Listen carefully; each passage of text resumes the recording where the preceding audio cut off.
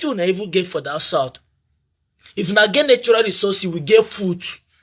If una get crude oil, we get food for north. Na we dey feed the nation. Dat yam wey dey carry go south, na we dey farmer. Na we dey carry groundnut go farm south. We dey farm groundnut, we dey farm yam, we dey farm jiricorn, we dey farm milo. Watermelon wey you dey drink, na we dey carry am go. Shebi you dey chop apple, na you dey farm apple. Onion wey you dey use cook food, na you dey farm am. Dat egusi soup wey you dey chop, you know how they dey farm egusi? Small time una go say we get crude oil, wetin not contribute for this country. Now we dey feed this country. Make they divide this country. Make they divide this country so that. Hello and what's up, guys? In this video, a proud northerner is not holding back. He's taking direct shot at critics from the south, and trust me, the message is fiery. He says he's tired of hearing the north is poor, backward, or not contributing to the country. According to him, the north is actually feeding the entire nation, from yam to onions, melon, groundnut, watermelon, and even apple. And he asks a bold question: Southerners, which of these are you farming? But it does not stop there. He boldly compares Nigeria to China, saying even without crude oil, China is one of the fastest growing economies. His message: agriculture is power and the north holds it. And then he drops a real bomb. He says if the country is divided today, the south will truly see who depends on who. According to him, make una drink una crude oil, make we chop our food. Guys, I will let you watch this video for yourself so you can see exactly what I'm talking about. Also, don't forget to like, share, and subscribe to this channel if you haven't already done so. Take a look, guys, and remember to share your thoughts after watching. Small time una go dey shout wetin the north get. The north is the poorest state in the country. The north is the poorest region. Small time una go dey shout say the north is the poorest. I don't understand una wetin una even get for that south. If una get natural resources, we get food. If una get crude oil, we get food for north. Na we dey feed the nation. Dat yam wey dey carry go south, na we dey farm am. Na we dey carry groundnut go farm south. We dey farm groundnut, we dey farm yam, we dey farm jiricorn, we dey farm milo. Watermelon wey you dey drink, na we dey carry am go. Shebi you dey chop apple, na you dey farm apple. Onion wey you dey use cook food, na you dey farm am. Dat egusi soup wey you dey chop, you know how they dey farm egusi? Small time una go say we get crude oil, wetin not contribute for this country. Now we dey feed this country. Make they divide this country. Make they divide this country so that you go know there are so many countries in the world today they don't have crude oil, they survive. China is the most fastest growing economic country in the world. They get crude oil, they get oil. Na agriculture they use to survive. When they talk about good leadership, now they talk say they know they spoil the country. Now they not be president now. Now they not be president now. When I get everything, but when I brother they not here. Yoruba they not, Igbo they not. And when we dey talk, Igbo when they pay me pass. Igbo when they fit stop for southeast. When I know fit stay for una land, una come pack una self for every part of Nigeria. There is no every part of Nigeria where you go, you know, go see Igbo man. For my village, they even stay for my papa house for free. Their shop na free they stay. The worst of all say Igbo go come your side, go even come build the house where fine pass your own house. You will get land. Small thing una go say what outside they contribute for this country. Oga will they contribute food. No una chop una crude oil, we go chop our food. Shebi you all drink crude oil, na crude oil they drink, no be food they chop. How many people they buy for every day? But everybody they chop food. Now the north be the engine room of this country, no be crude oil, na food, agriculture. Small time una go they say what you know they contribute. If you don't know, now we they give you yam, they chop. Now we dey carry orange. Natural resources wey dey north, na government no wan make dey do am. You know wetin dey call oranium? You know how much be oranium? You know wetin dey call green? You know? Nasarawa State is the home of solid minerals. You know that one? Go na see, forget. If Nigeria government wan make country good, every part of this country get natural resources. Na we no wan use am. Say una get crude oil. Southeast get crude oil, Southwest get crude oil. No be only South get crude oil. The only thing wey Southwest get na seaport wey dey Lagos, and that seaport the north can do it anytime. So if you are fighting for good governance, nobody should come and say this person. We are not the problem of ourselves. Na government be our problem.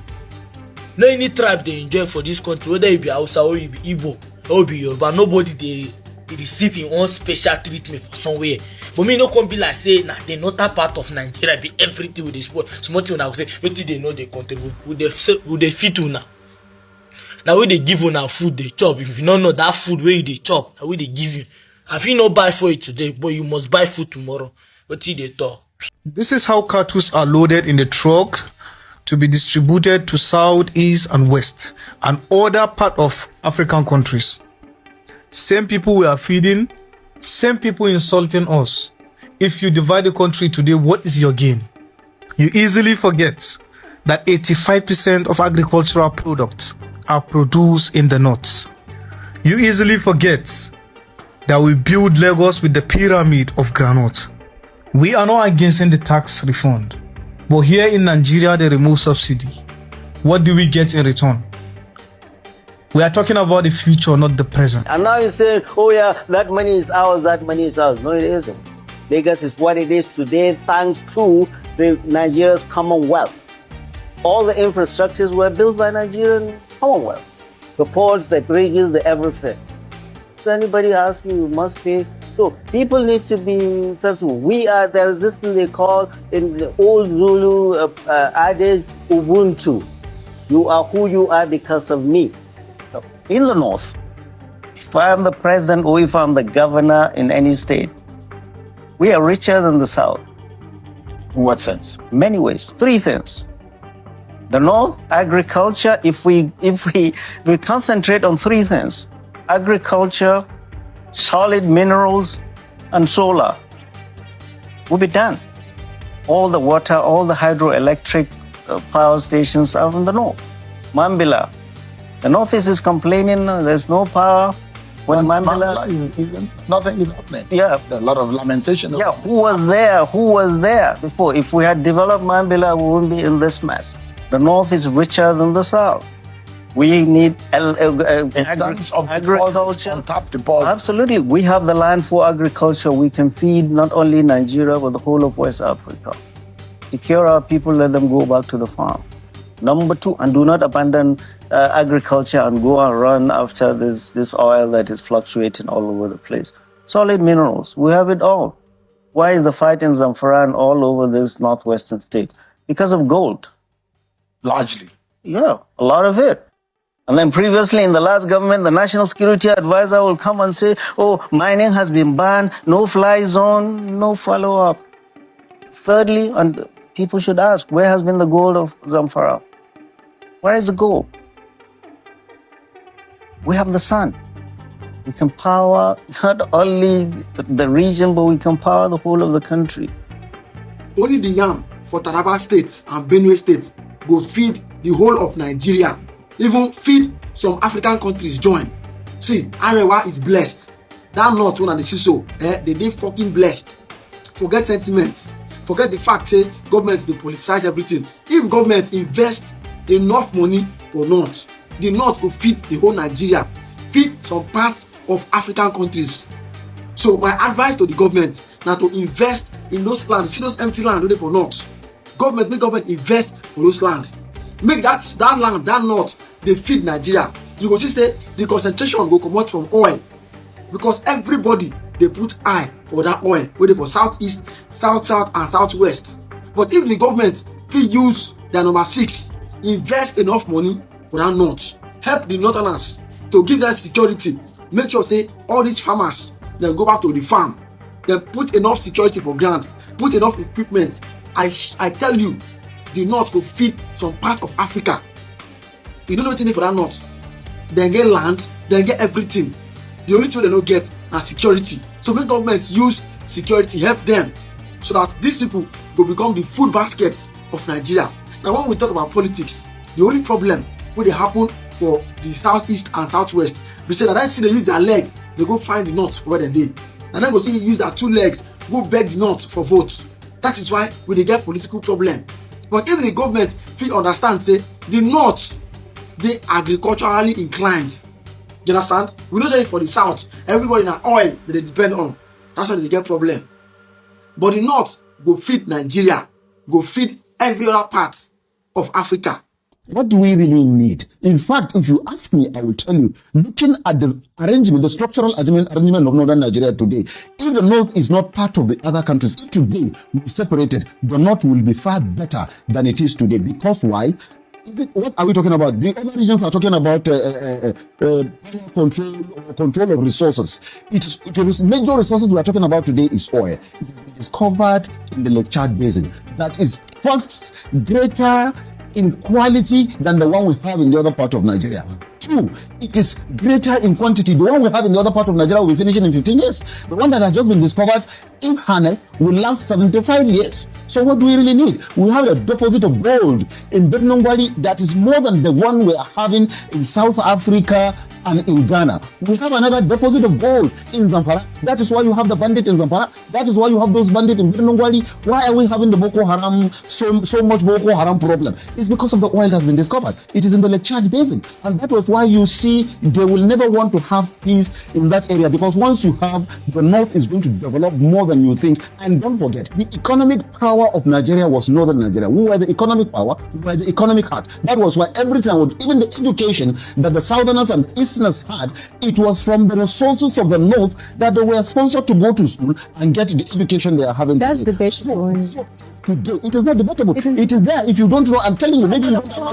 Maybe what I'm saying now is, no, Dr. Let me just, let me conclude on this, because I don't want you to interfere with this until I am done with it. So this is why we said the north today is ready for separation. If you call for separation, because if we are separated today, I am telling you, we'll grow bigger, we'll grow better, we'll grow stronger, and we'll have better infrastructural development. And in any case, with respect to other regions, I'm not trying to look down on it, but political administration of Nigeria relies enough. It is only a northerner that you give leadership that he will be fair enough to carry everybody along. So we, like in the past, Sardauna, Zik and Awolowo said, let's forget our differences. When we were discussing with Sardauna, I said, no, let us not forget our differences. Let us discuss our differences, because that is what will guide us towards how best we can lead this nation. This is a northerner for you. So today, if you said the north, people calling for, agitating for separation, people calling for disintegration, people calling for restructuring, the north is fully prepared. The north is fully ready for either you call it separation or disintegration or restructuring. We are strong enough to stand on our feet. And please, mind you one thing before you cut me.